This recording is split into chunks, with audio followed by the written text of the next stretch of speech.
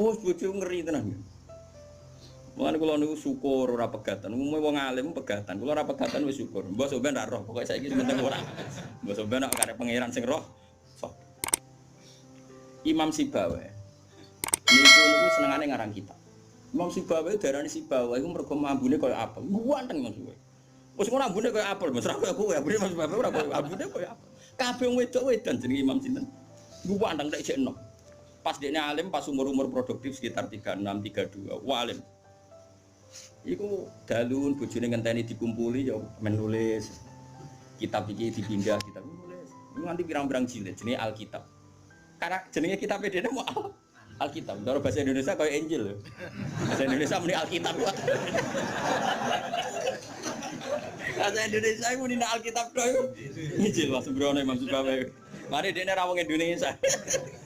Kitabe ora ono jenenge ya. Kitab cara bahasa Indonesia itu. Singkat cerita itu, bojone wis marek-mareki wis beda tetep ngono. Wayu padha bojone. Wayu mos ora apa terus ora elek yo ora. Saya elek men goreng tempe terus tambah elek. Terus bojone mikir, aku nganti dibarohi mergo barang iku kitab iki. Suatu saat paginya sebae iku kertas entek nggo ngarang moro pasar betuku napa. Nah saya kata fotokopi moro pasar yo atuh. Dobong kita, pikirannya yang menyibukkan dari dia itu sudah dihilangkan. Rupa-rupanya wis dinopo. Teko Imam Sibawa kitab kuntis tak opo. Gara-gara kitab iku ora tau ngurusi aku. Dipegat bojone, mangsane kok ora milih.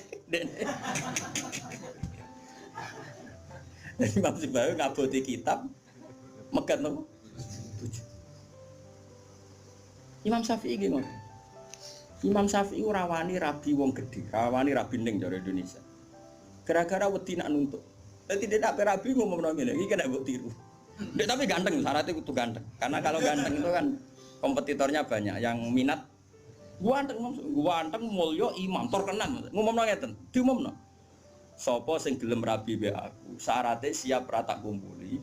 Syarat ya siap ra tak urusi. Wong aku sibuk mul. Terus syarat ketiga kegiatannya gawe ono jajan aku mulang santri. Jadi syaratnya ku. Jadi syaratnya kudu pinter gawe jajan sing pas aku mulang. Karena ono wong ngaji Imam Syafi'i do dikei jajan. Senenge gawe jajan halawiyah. Halawiyah itu manisan. Walhasil ada seorang yang orang biasa itu ya min ahlil khairi wassalah siap dinikahi beliau tanpa syarat apa. Yaiku nganti sepuh tiap ono santri teko ya mau ukdumi, pokoknya itu gawekno jajan ngene layani gawekno jajan. Terus diulang ngaji ngono to nganti kapundhut. Saiki mboten. Dadi wong dhisik saking senenge ilmu iku bojo iku digolekno kriteria sing nopang ilmu. Saiki ora. Mulane ditakobal wa bina minkum takobal ya karim. Kula susah. Susah. Wah, akeh wong alim tuntas, yakin gara-gara sitok tuntas puh. Akeh gak kancane sampean zaman mondok iso maca muin. Misale ning dunia hafid sing rodok lanya, akeh. Ilang gara-gara apa? Oh ilang apa, Bos? Oh ilang. Jajal lah wis sing latihan omah-omah. Latihan omah ada istiqomah nggih pengajian apa ekonomi kocar. Oh, keranyam. Makanya menurut saya, wong alim apike iku untuk ning sing anake kiai sing ya di tradisi berjuang, itu relatif gampang. Tukarannya itu terkendali. Misalnya, tapi tidak harus ning gede loh. Pokoknya ya, sing di tradisi berjuang lah. Bahwa hidup itu biasa berkorban untuk nopo berjuang. Kalau ndak itu habis gitu. Kalau nu ngerasa non, tapi tidak harus anak kiai gede buatan, makanya anak yang soleh lah. Engko nek misale saleh kok pokoke ana PKI lah, pokoke sing angel temen. Pokoke sing penting ngerti pentingnya napa? Aku lho ngrasakno. Saya itu berkali-kali misalnya di rumah itu ngaji sampai malam. Terus pagi tadi subuh saya ke sini.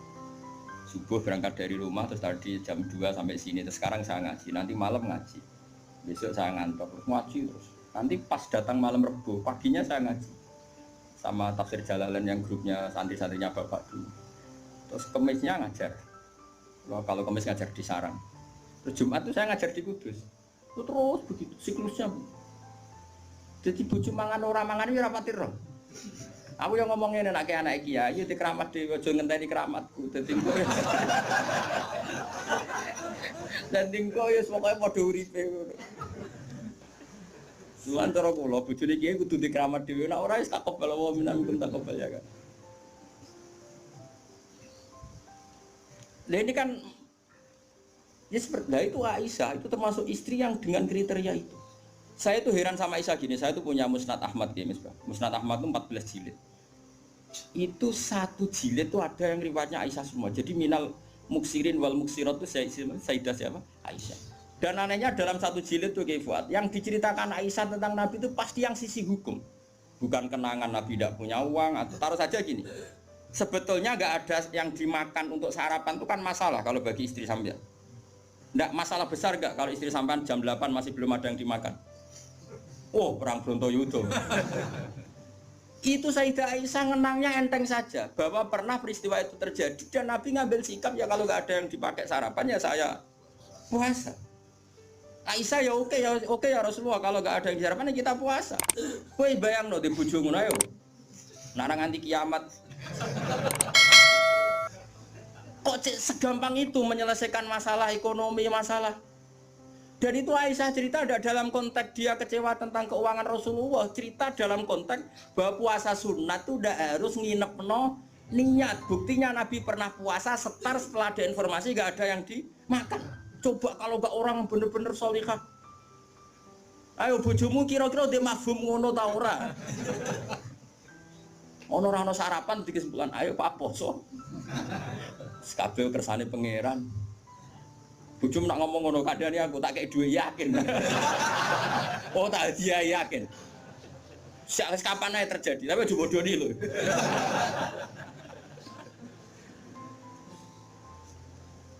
Oh itu garwane Nabi ku beda mek bojomu.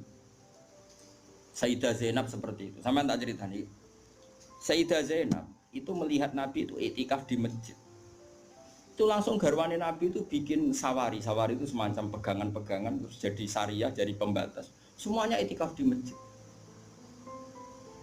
Sekarang hitung saja Fuad, andai kan Nabi tidak figur yang menarik di mereka dan andai kan Nabi adalah figur yang jorok yang enggak benar di depan mereka, pasti mereka tidak ingin mengikuti Rasulullah Shallallahu Alaihi Wasallam.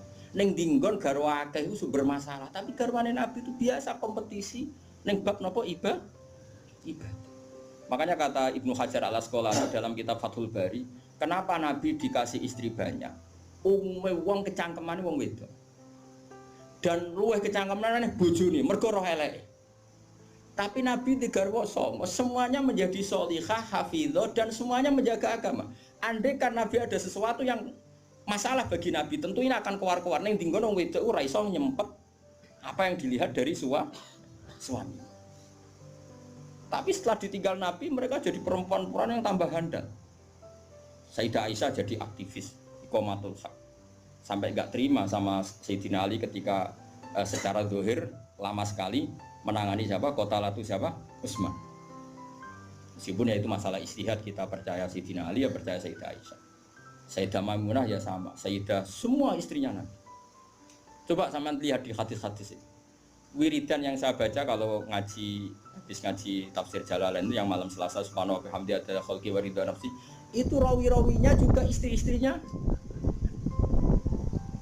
Coba andai kan mereka kecewa dengan Nabi karena melihat ada yang enggak benar pada diri Nabi, mesti wong itu kecangkeman kabeh. Nyatanya enggak. Bahkan mereka jadi figur-figur yang tambah solihah setelah dinikahi. Coba kenangannya Sayyidah Aisyah. Bojomu di kenangan ngene ta ora? Aku takok. Nah iya yo gawe-gawe. Aku yakin gawe-gawe. Jadi Sayyidah Aisyah ngene. Nabi nek seling pangeran, aku rak wis ayu gak kanggo. Ayo saya ayu, Mas. Ayu banget, retno ayu banget. Enom. Wong jenenge Khumairah. Wis ayu banget. Iku Sayyidah Aisyah itu kalau sehari itu Malang. Malang berarti cara kene Mardi, ngalor ngidul. Terus melumah. Iku Nabi ku nak wae salat ya nangis. Dari Sayyidah Aisyah. Makanya terus dari bab fikih boleh salat di depannya itu ada orang sing turu. Sayyidah Nabi itu kan Nabi ora engke koyo kowe salat arang-arang tapi di kamar nggon salat.